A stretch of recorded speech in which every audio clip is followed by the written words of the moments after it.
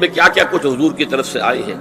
حضرت جابر ابن عبداللہ فرماتے ہیں من کان یؤمن باللہ والیوم الآخر فلا یخلون بامرأۃ لیس معها ذو محرم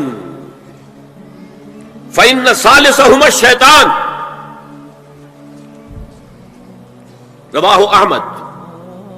دیکھو، جو شخص بھی اللہ پر اور یوم آخر پر ایمان رکھتا ہو وہ کبھی کسی اجنبی عورت کے ساتھ خلوت میں نہ رہے، ملاقات نہ کرے جس کے ساتھ کہ اس کا کوئی محرم شامل نہ ہو۔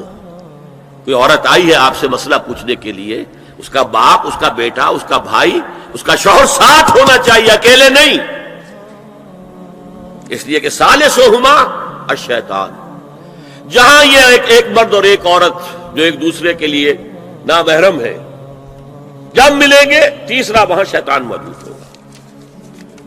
اسی طرح حضرت ابن عباس کی روایت ہے لا یخلون رجل بامرأۃ الا ومعها ذو محرم ولا تسافر المرأة الا مع ذی محرم۔